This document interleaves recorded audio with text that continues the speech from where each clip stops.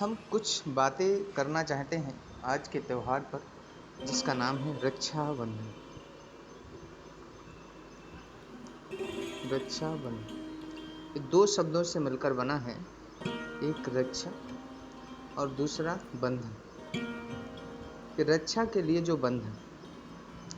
अच्छा, भारत में रक्षा की आवश्यकता किसे है? सामान्य तौर पर जब हम इस पर्व को देखते हैं पेपर की दृष्टि से, तो कहा जाता है कि रक्षाबंधन दो धर्मों का त्यौहार है, एक हिंदू धर्म का और एक जैन धर्म का। ये तो हमारा पेपर की दृष्टि से इम्पोर्टेंट फैक्ट है, ठीक है। दूसरी बातें जब हम करने की कोशिश करते हैं तो कहते हैं कि प्राचीन काल में यह रक्षाबंधन की प्रथा शुरू कैसे हुई। तब हम कहते हैं कि परिवार की जो छोटी बेटी होती थी वो अपने पिता को एक रक्षा सूत्र बांधती थी और उनसे रक्षा का वचन लेती थी। इसी बातें कही जाती हैं। दूसरी बात कहते हैं कि वर्तमान में जब हम रक्षाबंधन को देखते हैं तो इसका बहुत ब्रॉड या विस्तृत पैमाने पर देखा जा रहा है। जैसे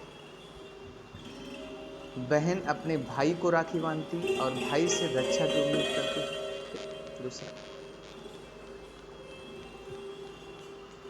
देश में जो सैनिक तैनात हैं उन्हें भी लोग रक्षाबंधन के लिए राखी बांधते हैं, सैनिकों के लिए। तीसरा, गुरु अपने यजमान को बांधता है, जो उसका यजमान होता है उसे वो राखी बांध रहा होता है। अगर हम देखें कि इसकी बहुत ऐतिहासिक पृष्ठभूमि भी रही है। जैसे जब बंगाल विभाजन 1905 में होता है तो उस दौरान 1905 में कहते हैं कि भाईचारा स्पष्ट करने के लिए या दिखाने के लिए परस्पर एक दूसरे के हाथों में राखी बांधी गई थी। हम कह सकते हैं कि रक्षाबंधन अपनाया गया था। रक्षाबंधन का जो अर्थ है या मोरल ऑफ द स्टोरी हम कहें तो जो जिसे बांधता है, जैसे बहन भाई को बांधती है या देश के लोग सैनिकों को बांधते हैं या बहनें बांधती हैं, तो ये सब लोग जो बांधते हैं तो वो उससे रक्षा की अपेक्षा करते हैं।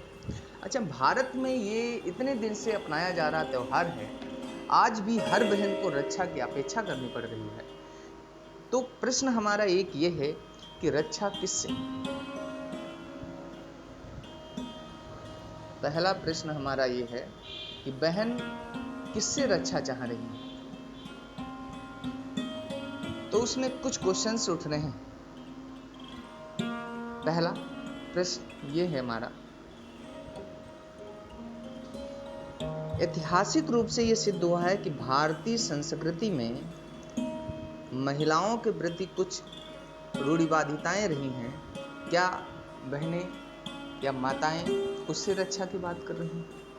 दूसरा प्रश्न हमारा ये है कि क्या आज भी इस स्तर के संस्कार नहीं डेवलप हो पाए हैं जो हर बहन असुरक्षित महसूस करती है और वो रक्षा की अपेक्षा करती है कि बहन की रक्षा भाई या पिता ही कर सकता है, भाई या पिता ही कर सकता है।